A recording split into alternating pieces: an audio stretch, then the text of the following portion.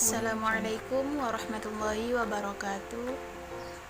Nama saya Akti Wahdatul Islamiyah. Di sini saya akan menjelaskan tentang skill dan peran guru dalam pengelolaan kelas.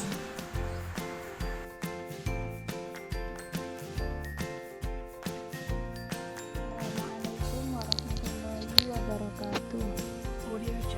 Saya Akti Wahdatul Islamiyah dari kelompok 3 akan menjelaskan tentang skill dan peran guru dalam pengelolaan kelas.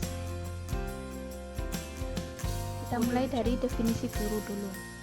Guru adalah orang yang mendidik, mengadakan pengajaran, memberi bimbingan, menambahkan pelatihan fisik atau non-fisik, memberikan penilaian, dan melakukan evaluasi berkala berkaitan dengan satu ilmu atau lebih kepada seluruh peserta didik. Tidak hanya itu, ada beberapa pendapat tentang guru atau definisi guru. Yang pertama, guru adalah tenaga pendidik profesional di bidangnya yang memiliki tugas utama dalam mendidik, mengajar, membimbing, memberi arahan, memberi pelatihan, memberi penilaian, dan mengadakan evaluasi kepada peserta didik yang menempuh pendidikannya sejak usia dini melalui jalur formal pemerintahan berupa sekolah dasar hingga sekolah menengah.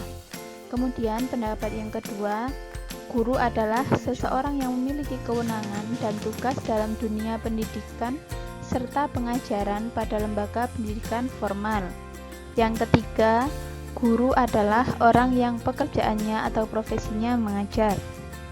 Kemudian kita lanjutkan dengan tugas guru. Tugas guru yang pertama adalah mengajar peserta didik. Tugas pertama dari seorang guru adalah mengajar seluruh peserta didik terkait ilmu pengetahuan yang diketahuinya secara mendalam. Berkaitan dengan tugas pengajaran, seorang guru diharapkan bisa menyampaikan materi yang tertulis di buku atau media lainnya kepada peserta didik agar di kemudian hari peserta didik yang bersangkutan bisa menerapkan ilmu yang didapatkannya di kehidupan sehari-hari. Kemudian yang kedua yaitu mendidik peserta didik.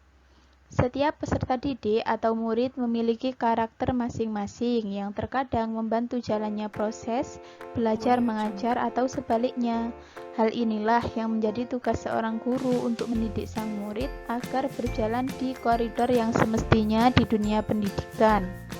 Seorang guru wajib memberikan teladan kepada sang murid untuk mengubah tingkah laku dan karakter agar menjadi lebih baik.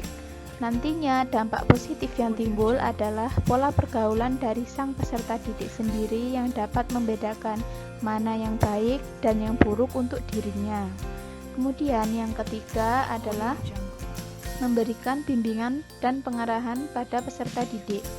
Tugas seorang guru adalah memberikan bimbingan dan arahan kepada peserta didik.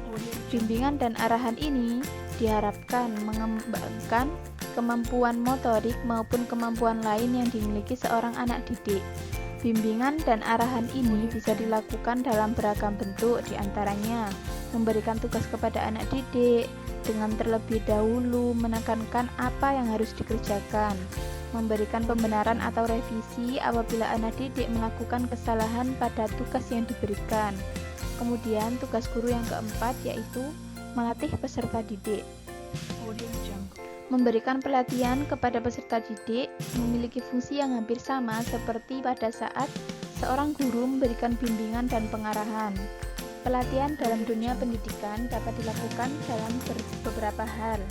Di antaranya yang pertama, memberikan pekerjaan rumah yang membantu meningkatkan kreativitas anak seperti membuat prakarya seni gambar atau seni rupa. Yang kedua, menerangkan diskusi kelompok dalam membahas sebuah masalah berkaitan dengan ilmu pengetahuan yang diberikan untuk melatih keterampilan berbicara dan mengemukakan sebuah pendapat. Kemudian yang ketiga, memberikan pelatihan kecakapan atau pelatihan dasar berkaitan dengan ketertarikan atau bakat anak didik seperti pelatihan menjahit, pelatihan bahasa, pelatihan mekanik, pelatihan kelistrikan, dan beragam pelatihan lain yang mampu mengembangkan bakat alami yang dimiliki. Kemudian, tugas guru yang kelima adalah memberikan penilaian. Seorang guru memiliki kewajiban memberikan penilaian kepada anak didik secara langsung maupun tidak langsung untuk membantu sang anak memahami kesalahan dan kekurangan yang dimiliki untuk kemudian merubahnya menuju ke arah yang lebih positif. Di dunia pendidikan formal, penilaian ini bisa dilakukan dengan mengadakan ujian tertulis maupun tidak terkait bidang ilmu tertentu. Kemudian tugas yang keenam yakni memberikan evaluasi. Evaluasi di bidang pendidikan tidak sama dengan pemberian nilai.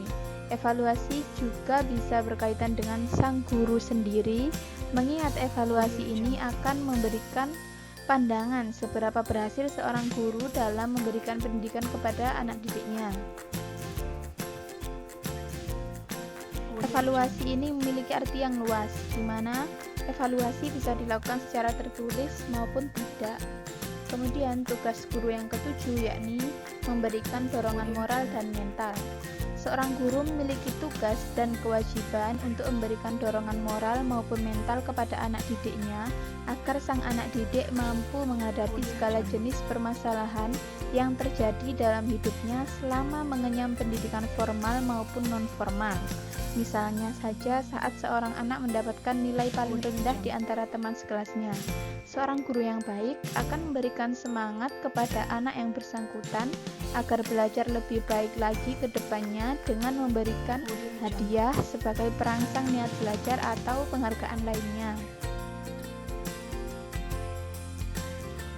Kemudian, peran guru dalam pembelajaran.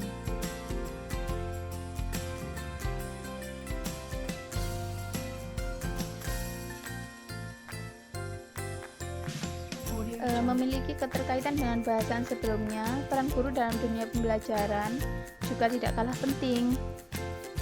Yang pertama, sebagai motivator.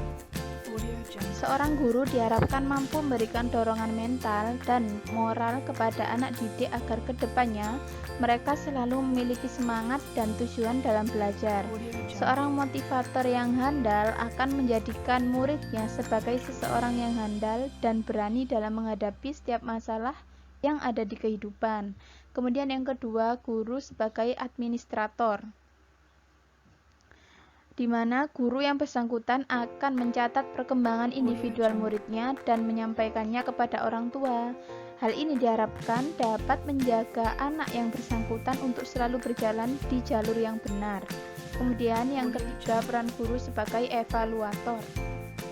Seorang guru berhak memberikan penilaian dan masukan-masukan untuk kemajuan peserta didik. Kemudian, tujuan pengelolaan kelas. Dalam sebuah pengelolaan kelas itu memiliki tujuan, ada kalanya tujuan umum dan juga tujuan khusus. Tujuan umumnya apa? Yaitu menyediakan dan menggunakan fasilitas kelas untuk bermacam-macam kegiatan belajar dan mengajar agar mencapai hasil yang baik.